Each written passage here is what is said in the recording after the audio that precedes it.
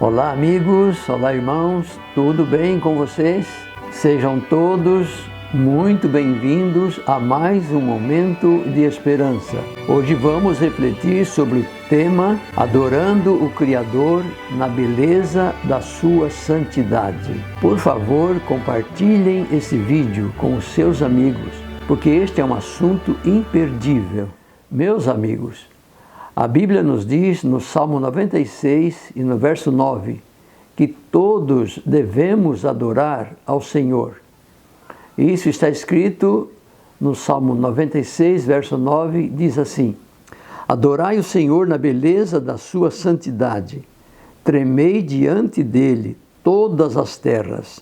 Todas as terras nesse verso significa todas as pessoas, todas as nações, todas as tribos, línguas e povos.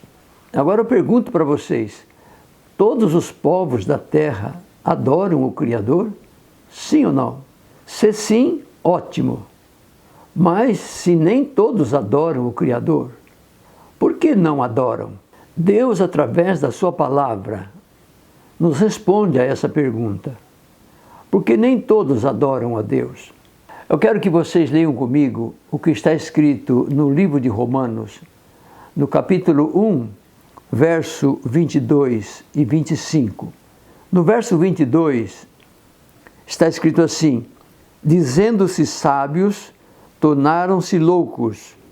E no verso 25 diz: trocaram a verdade de Deus pela mentira, e adoraram e serviram a coisas e seres criados em lugar do Criador, que é bendito para sempre. Amém. Vocês compreenderam por que nem todas as pessoas adoram o verdadeiro Deus? Muitos não adoram o verdadeiro Deus porque trocaram a verdade de Deus pela mentira.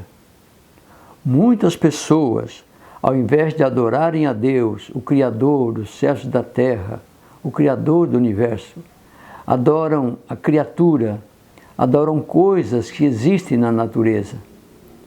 E é por essa razão que no Apocalipse, no capítulo 14 e no verso 7, o anjo de Deus nos convida a adorarmos o Criador. O anjo de Deus faz um apelo para todas as pessoas adorarem o verdadeiro Deus, o Criador dos céus e da terra, do mar e das fontes das águas. Para compreendermos melhor este assunto sobre a santidade de Deus, nós precisamos saber qual é a diferença que existe entre dois conceitos de santidade que a Bíblia nos fala. No estudo de hoje, nós vamos ver o primeiro conceito de santidade que a Bíblia nos fala. O primeiro conceito de santidade que a Bíblia nos fala é um conceito referente a alguém que não tem pecado. E esse conceito de que alguém não tem pecado se refere somente a Deus. Porque Deus não tem pecado. Deus é imortal. Deus é santo por sua natureza. E quando se fala que Deus é santo, nós nos referimos ao Pai, ao Filho e ao Espírito Santo. A santidade de Deus, meus amigos, é uma coisa impressionante. Quando nós nos aprofundamos nesse assunto e vemos o que a Bíblia apresenta sobre o caráter de Deus, é algo que nos impressiona. Por que a santidade de Deus é algo que nos impressiona? Sim, é porque Deus é diferente de tudo o que existe nesse mundo. A santidade de Deus é diferente, meus amigos, porque Deus é separado de todos os deuses que foram inventados e criados pelo próprio homem. O profeta Isaías, quando fala sobre a santidade de Deus, ele diz que a santidade de Deus é uma coisa de tirar o fôlego. E por que ele diz isso? Porque ele passou por uma experiência extraordinária. Quando nós lemos no livro de Isaías, o capítulo 6, o profeta Isaías fala da experiência que ele teve quando ele viu o trono de Deus. O profeta teve uma pequena noção do que é a santidade de Deus. De acordo com as palavras do profeta Isaías, meus amigos, a santidade de Deus é uma coisa de tirar o fôlego, conforme eu já disse. É uma coisa impressionante. Segundo o profeta Isaías, é o mesmo que estar diante de um fogo consumidor ou um fogo devorador. E a prova disso é que o profeta Isaías, ao ter a visão do trono de Deus, após contemplar a santidade de Deus, ele disse: ai de mim que vou perecendo. Sabem, meus amigos, não há na terra alguém sem pecado que possa ser chamado de santo, como Deus é santo. E a Bíblia nos diz, meus amigos, que quando alguém procura tomar o lugar de Deus, querendo para si a adoração que pertence a Deus, comete uma abominação.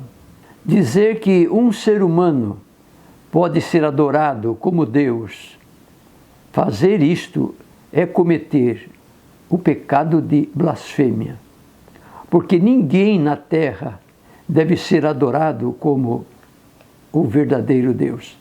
E eu digo mais ainda, a Bíblia nos diz que comete pecado de blasfêmia a pessoa que adora outra pessoa, a não ser Deus, também quem recebe a adoração comete o pecado de blasfêmia.